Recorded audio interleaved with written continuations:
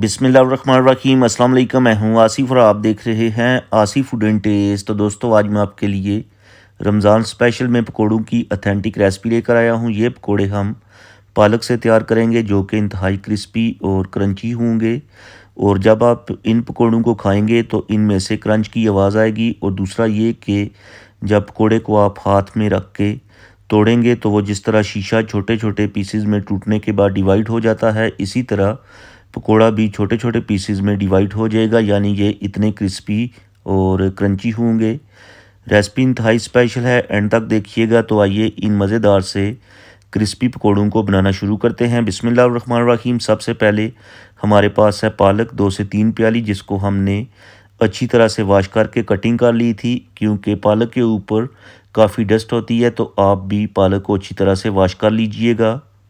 प्याज ऐड करेंगे, एक बड़े साइज़ का बारीक स्लाइसिस में कटा हुआ। साथ ही 2 से 3 टेबलस्पून बारीक कटा हुआ हरा धनिया ऐड करेंगे, ज़बरदस्त खुशबू और फ्लेवर लेके आएगा। ग्रीन चिलीज़ ऐड करेंगे 5 से 6 बारीक कटी हुई। स्पाइसेस ऐड करेंगे, स्पाइसेस में 1 टीस्पून नमक टेस्ट के according, 1 teaspoon red chilli powder, 1 teaspoon chilli flakes, 1/4 teaspoon हल्दी पाउडर ऐड करने के बाद 1 टेबलस्पून साबुत खुश्क धनिया ऐड करेंगे। इस तरह हाथ के ऊपर मसल के ऐड कीजिएगा, ज़बरदस्त खुशबू और खूबसूरती में इजाफा करेगा। इसी तरह ही 1 टीस्पून साबुत ज़ीरा हाथ के ऊपर मसल के ऐड कीजिएगा।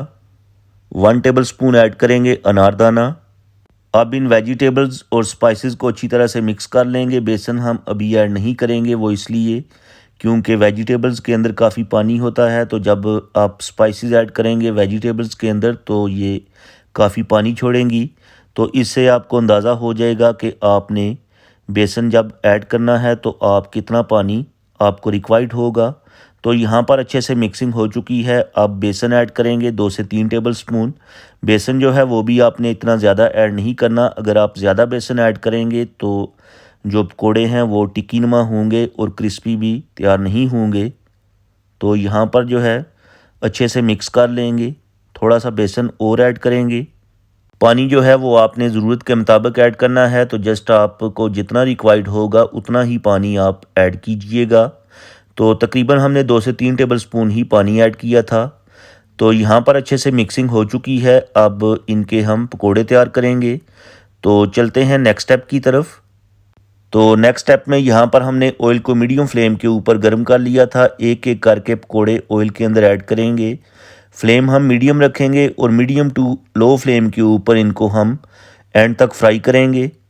फ्लेम आपने बिल्कुल भी हाई नहीं करना, क्योंकि अगर फ्लेम हाई हुआ तो ये अंदर से कच्चे रह जाएंगे और बाहर से जल जाएंगे और इनका जो कलर है वो भी ख़राब हो जाएगा। तो फ्लेम आपने मीडियम टू लो ही रखनी है और मीडियम टू लो फ्लेम के ऊपर इनको हम 3 से 4 मिनट तक एक साइड से कुक करेंगे। उसके बाद इनकी साइड को पलट देंगे और दूसरी साइड से भी इनको हम 3 से 4 मिनट तक फ्राई करेंगे।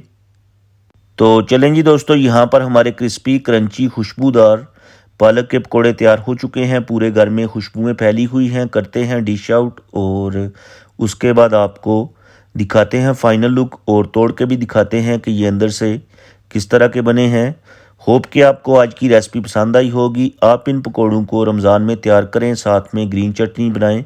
इंशाल्लाह सब घर वाले आपकी तारीफ़ करेंगे और ये इतने क्रिस्पी और क्रंची होंगे, सब आपसे पूछेंगे कि आपने ये रेसिपी कहाँ से सीखी। और अगर आपने आज कुछ भी अच्छा सीखा है तो वीडियो को लाइक और शेयर कर दें। चैनल पे नए हैं तो प्लीज़ चैनल को सब्सक्राइब कर लें, ताकि आपको मेरी नई नई वीडियोस और फूड आइडियाज़ देखने को मिले। और रमज़ान आने वाला है तो इंशाल्लाह रमज़ान के हवाले से आपको और भी नई नई रेसिपीज़ मिलेंगी। और अब मैं आपसे इजाज़त चाहूँगा, अगली वीडियो तक दुआओं में याद रखिएगा। अपना और अपनी फैमिली का ख्याल रखें। अल्लाह हाफिज़।